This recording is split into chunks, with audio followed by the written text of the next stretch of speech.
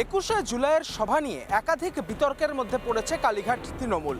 এবার 21শে জুলাই শেষ হওয়ার পরেও সেই বিতর্ক যেন কোনোভাবেই পিছু ছাড়ছে না কালীঘাট তৃণমূলের। এর আগে কালীঘাট তৃণমূলের পক্ষ থেকে 21শে জুলাইয়ের সভা তৈরি করা নিয়ে বিতর্কের সৃষ্টি হয়েছিল, যা গড়ায় হাইকোর্ট অবধি।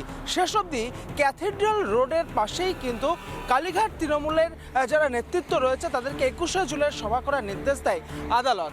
কিন্তু সেক্ষেত্রে জানানো হয় যে কোনোভাবে যানজট তৈরি করা যাবে না।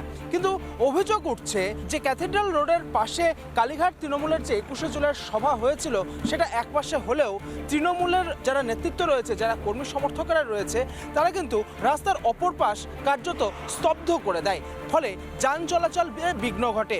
এর প্রেক্ষিতেই কালীঘাট তৃণমূলের কনভেনার এবং অর্গানাইজারের বিরুদ্ধে শতপ্রণোদিত মামলা রুজু করল হেস্টিংস থানার পুলিশ। হাইকোর্টের অর্ডার তারা লঙ্ঘিত করেছে, এটা কন্টেম্পট অফ কোর্ট হয়েছে, তো পুলিশ তো সেখানে মামলা দায়ের করবেই, পুলিশ তো সেখানে ইনকোয়ারি করবে। এখানে অস্বাভাবিকের ব্যাপার কি আছে? তারা কখনোই কোনো আইন মেনে চলেনি।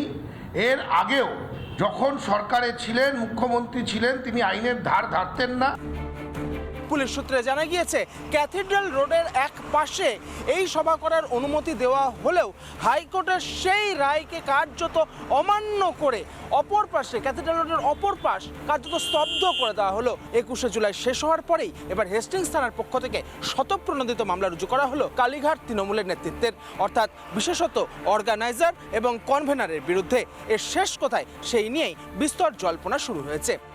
ভিডিও জার্নালিস্ট শম্ভুনাথ পালের সঙ্গে ইন্দ্রাশিস বাগচি, রিপাবলিক বাংলা, কলকাতা। নানা ধরনের কন্টেন্ট দেখার জন্য লাইক করুন, শেয়ার করুন আমাদের ফেসবুক পেজ, সাবস্ক্রাইব করুন আমাদের ইউটিউব চ্যানেল। পাশাপাশি অন্যান্য ব্রেকিং নিউজের জন্য অবশ্যই চোখ রাখুন রিপাবলিক বাংলায়।